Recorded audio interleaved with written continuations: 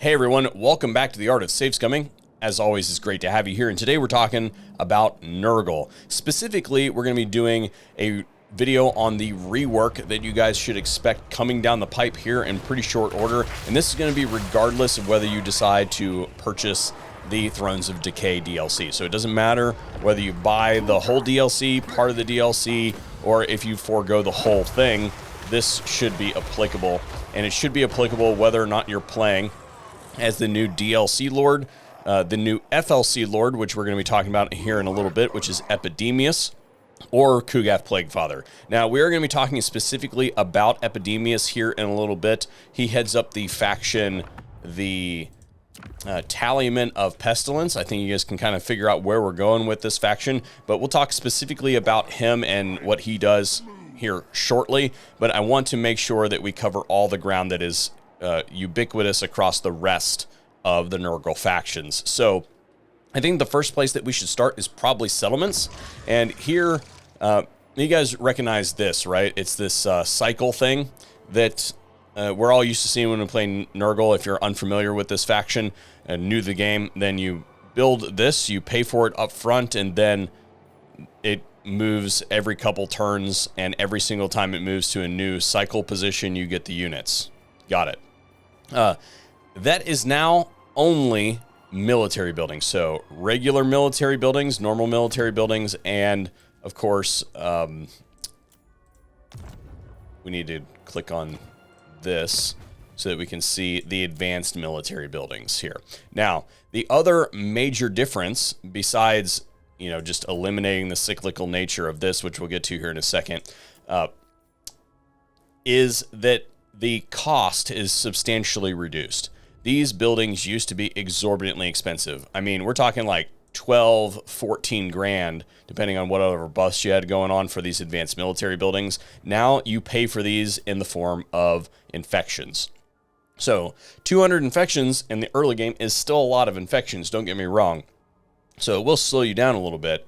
You definitely don't have an extra 400 laying around, but it's not as unobtainable throughout the rest of the campaign as it was when we were talking about the original working nature of the faction. So these are much more attainable now than they were previously, which was one of my major gripes previously with the way the cyclical nature of the settlements was set up. As far as the rest of the settlement buildings are concerned, you still pay with them with favor, as you would expect over here. The building chains still are done with favor, and so are the rest of the buildings in the settlement. The two economic buildings are flat, so they are consistent, and that should give us some consistency in our economy. You can build all the economic buildings in the major settlements, and same thing if you switch over to the minor settlements, you can do that, but you can only build the basic military buildings in the inferior settlements.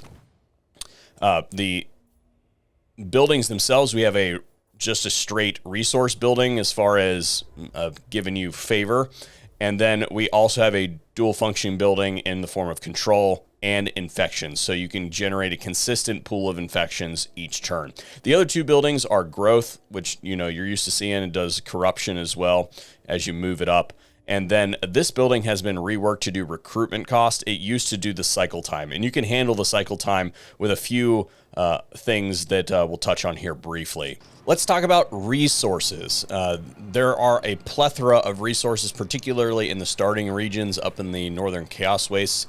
And it used to be, when we talked about resource buildings, they were really important to the Nurgle faction because they expanded your capacity for heroes. Well, now that's no longer the case. They've been diversified to add different benefits. So like, for instance, the Ivory building now does income and corruption. The Obsidian, income and research rate. The Logs now does construction time, and, you know, et cetera, et cetera. They all are diversified in their impact. There is still one building that does the,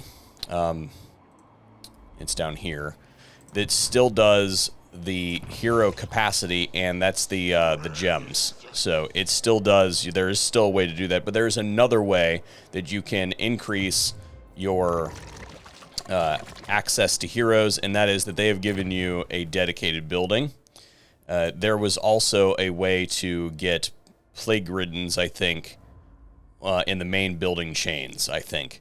But now there is a dedicated building for the cultist and exalted hero that is also your defense building. So sometimes you'll build this, sometimes you won't. And then the building that really did nothing else increases your access to plague riddens at level 2. So if you find yourself with a settlement that's like, oh, I'm not really doing anything here, then you can get your plague riddens that way. The other thing that we have the ability to do that has been borrowed from some of the other factions is we can rush the cycle if we wanted to. So it would cost us 100 infections, and we would rush this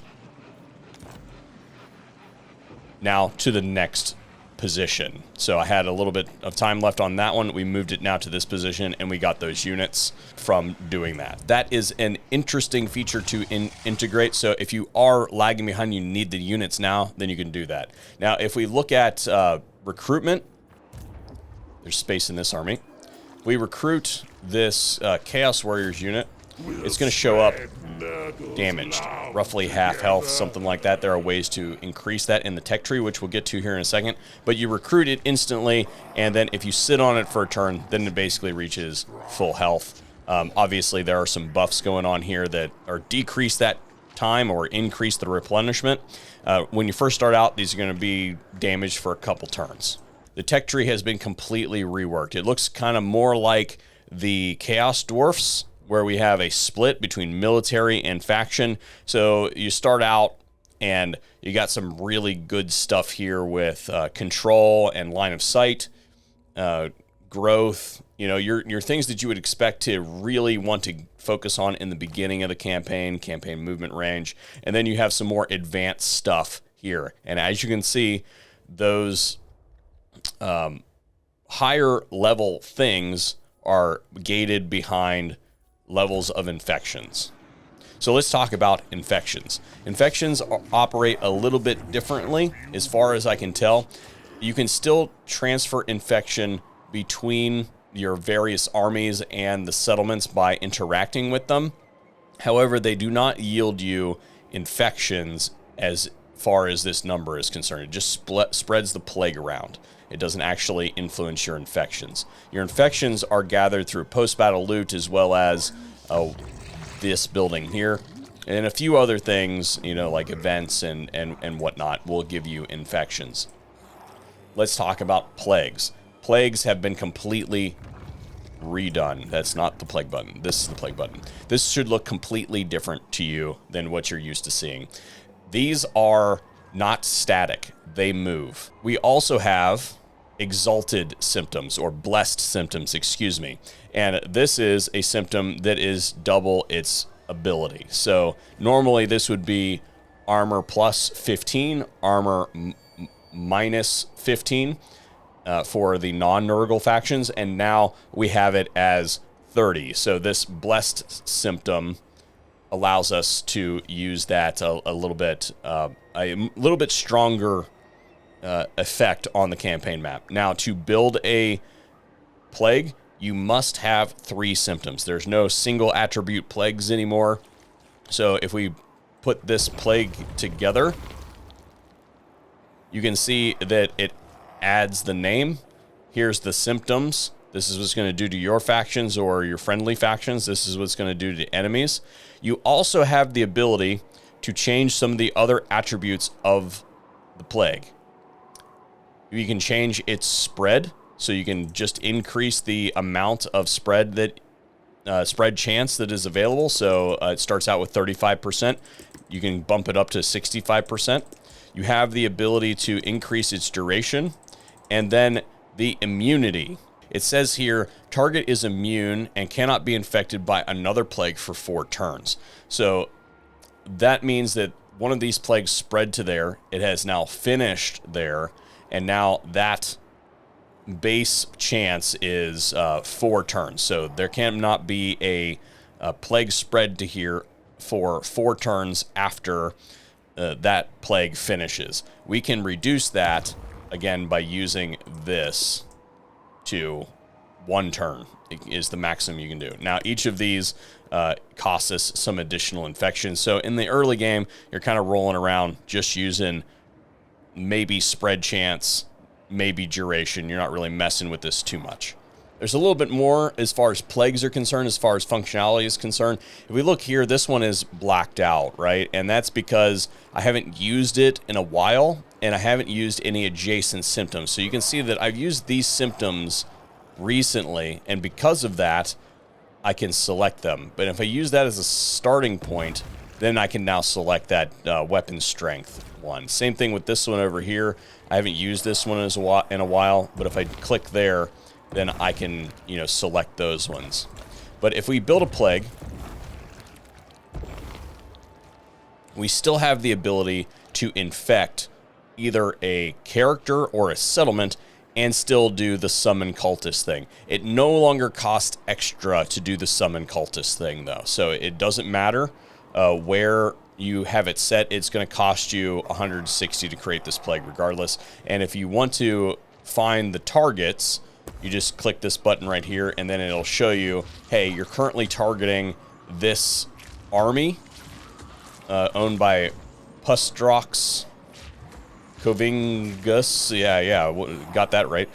Or I can select the Lair of the Troll King there.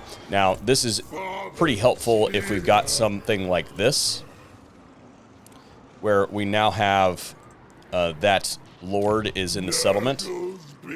So if I close, I've moved this. So if I go in here and do this again, you can see that it has the 2 icons side by side. So I no longer have to move my camera to a particular angle to select that particular target that I want. I can just say, oh, I want to actually target the settlement, not the army. See what's going on there. And then, of course, it has the plague duration right there, depending on if there's any modifiers locally for that plague.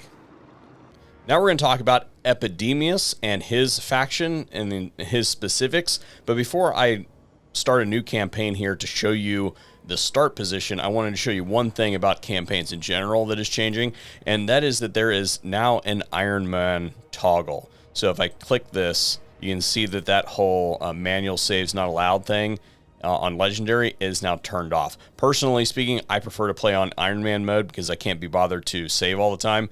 Now, I am going to have to censor some stuff here, but if we look into his faction effects, gains powerful rewards based on the number of plagues on non-Nurgle factions. We'll talk about that here in a second. Cycle time -1 for Plague Poppies buildings. I'll show you which one that is when we get in there. I don't remember exactly which one that is. I think I know, but recruit rank +2 for Plague Bearers of Nurgles and Exalted Plague Bearers of Nurgle units. Campaign movement range +25% for Plague Cultists. And then his Lord effects are the Tallyman of Blades, and this allows you to summon a unit of Exalted Plague Bearers. And it starts out with summon units degrade over time, but there is a buff that allows this to be permanent for the battle. So you summon the unit and it hangs out until the battle is done. Passive ability regeneration when fighting its enemies with a plague. So that is for him specifically. You fight an army that has plague of any kind, and he regenerates. And melee attack +5 when fighting against an enemy with a plague. This is his start position between the Forest of Decay and Bilious Close, also close by to the Tower of Flies. And you start out at war with this Tzeentchian faction, which is pretty thematic. Now, you start out with a Plague-Ridden, and then his starting army is 2 Plague Bearers, 2 Nurglings, an Exalted Plague Bearer, 2 Rot Flies, the regular ones, and then the Toads, and of course himself. And we said Plague Poppies building, which is, I believe, yes, this. So if you haven't figured it out already, Epidemius is all about buffing the Plague Bearers. So standard blue line skills, standard red line skills. He has some stuff up here. The Slime Trail, you guys have seen that before. This Locus of Virulence also increases the armor-piercing weapon damage of all the units nearby. His special line, Tally of Pestilence. This is one of those mastery skills, so as he fights, it gets better. You can see that it's physical resistance and melee attack. That definitely helps out because we know that Plague Bearers, for instance, are not super great at damage dealing. This is ammunition, upkeep, and weapon strength. Also for the Plague Bearers of Nurgle, and Exalted Plague Bearers of Nurgle, and the drones. The death heads, as far as the ammunition is concerned. This one is population surplus. After you capture a settlement, it automatically starts with 1 surplus, and of course growth for all provinces.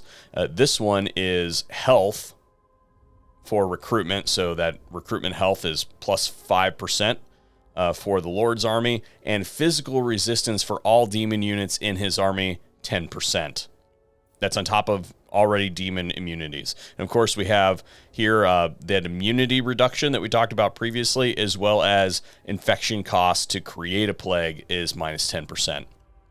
This is where that Tallyman of Blades comes in. So he gets that 10% increase to hit points, but this makes that summon unit permanent for the duration of the battle. He has this ability here, which is the Epidemic Outburst. That starts this whole line here, his personal buff line. And it is an area of effect explosion. It doesn't affect your troops, but it creates that lethargic, contagious, which is minus 80% speed and charge bonus minus 80%. And then as you go down the line, it is replaced by this Epidemic Outbreak, which looks like it does the same thing. But if you can compare the two, this is 30 damage, and this one over here is 16. Still applies the same condition. And then if you make it all the way down through here, then you also get this, which is the Mortis Engine effect, right? So effect range 35 meters, duration infinity. It just happens as long as you are in melee. His special thing is the Tally of Pestilence. You can see the indicator of how many plagues we have spread to something other than ourselves. So your armies, your settlements do not count. Everybody else counts. And there are 4 levels. The first level is 10% research rate and Allfather's Blessing. And then also anybody who has a plague that isn't a Nurgle faction also receives an additional -4 in leadership. And the Allfather's Blessing summons a unit of Nurglings and is a direct damage effect that is conditional and just pops automatically.